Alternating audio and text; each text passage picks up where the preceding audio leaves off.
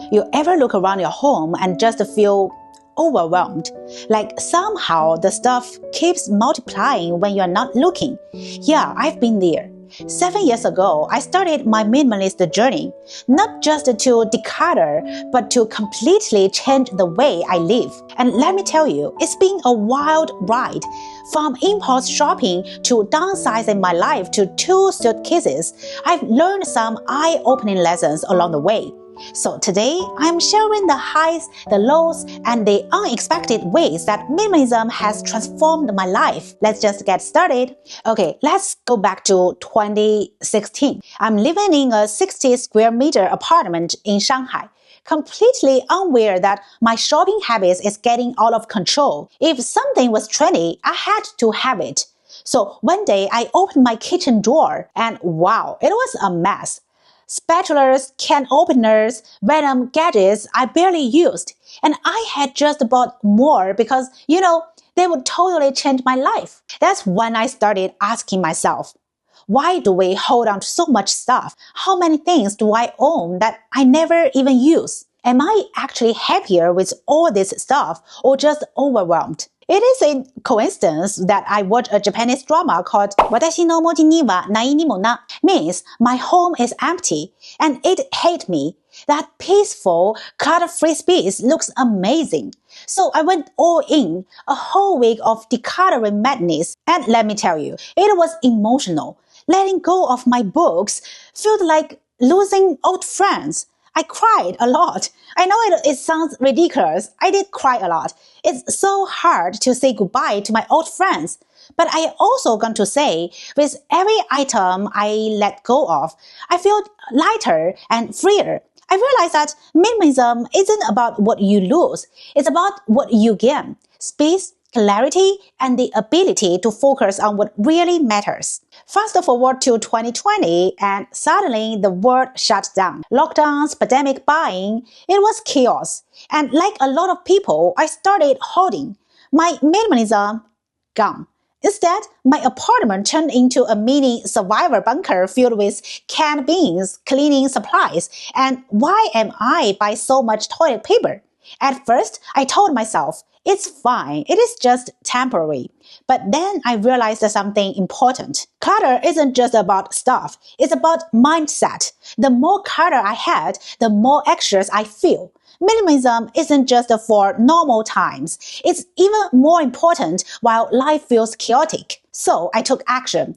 I started decluttering again, getting rid of panic-bought items, organizing my space, and focusing on what I actually needed. And you know what? It felt like I was decluttering my stress too. Just when I thought I had this minimalism thing down, I made a tiny exception, actually, too. My adorable puppies. Okay, for people who don't have a puppy yet, I got to say, puppies came with so much stuff. Like food, treats, toys, baths, outfits. Oh my gosh, the outfits. My puppy has a better wardrobe than I did. I found myself constantly scrolling, buying, thinking, oh my god, they need this. But did they? So one day I looked at their toy box, overflowing with barely used toys, and realized I was back in the consumer trap. I was buying out of guilt, not necessity. My dogs didn't need more. They needed my quality time. So I decluttered again. And you know what? They were happier. They actually played more when they had fewer options. That's when I learned minimalism isn't about getting rid of everything. It's about keeping what truly matters, what truly adds value. Alright, let's talk about family. Because if you've ever tried minimalism while living with partners who love shopping, you already know it's a battle. When I moved back in with my parents for a while, I walked into my mom's house and wow, it was like stepping into a department store, but with way less organization and way more limited time sales that never actually ended. At first, I just couldn't understand it. Why do we have 10 different brands of soy sauce? Why are there 3 blenders when we don't even make smoothie? But then I had a realization. Minimalism is personal.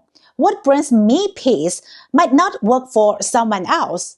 And decluttering is emotional. Letting go of things isn't just about space. It's about memories. And also, judging doesn't help. Forcing minimalism on someone never works. Trust me, I tried. So instead of preaching the minimalist gospel, I decided to just lead by example. I set boundaries for my own space. I kept my room clutter-free. I stopped bringing unnecessary stuff. And I started talking about how much lighter I felt.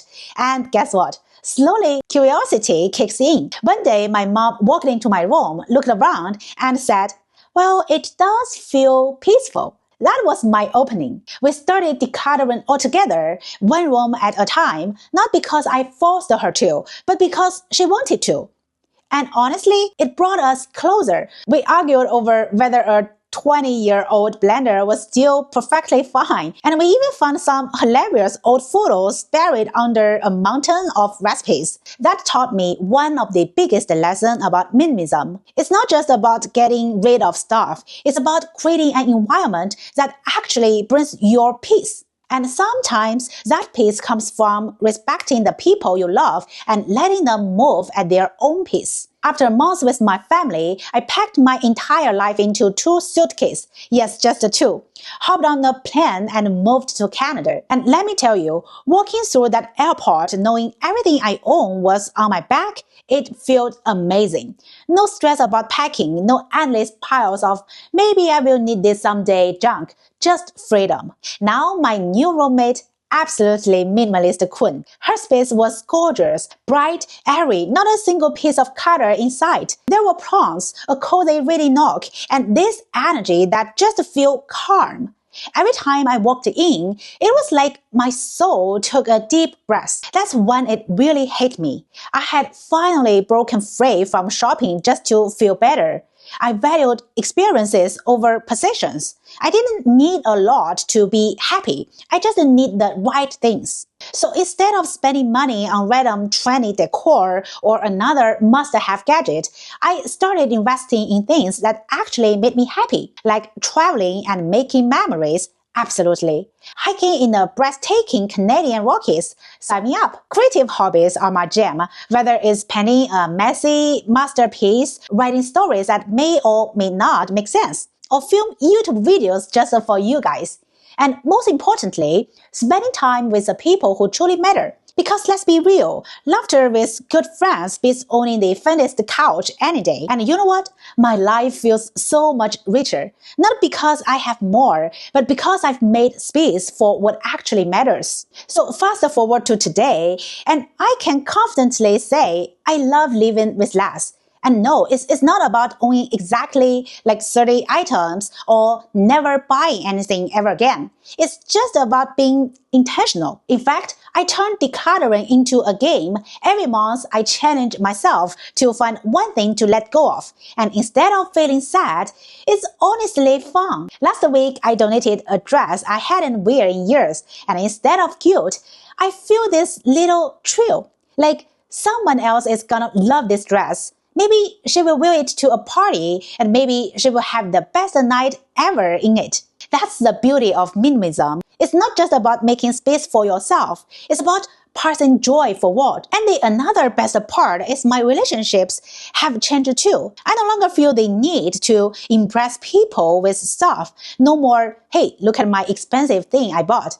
Instead, I focus on being present, spending quality time, creating memories instead of clutter. So that's my 7-year journey with minimalism. If you are thinking about starting your own minimalism journey, my first advice is start small. Pick one drawer, one shelf, one tiny area, see how it feels. And if it makes your life even a little lighter, keep going. Because trust me, less stuff, more life is totally worth it. Now tell me, what's your biggest struggle with decluttering? Drop a comment below, let's check. And hey, if you enjoy this, don't forget to like, subscribe, and hit that notification bell for more videos on simple, intentional living. Until next time, keep shining and live your best life. Bye!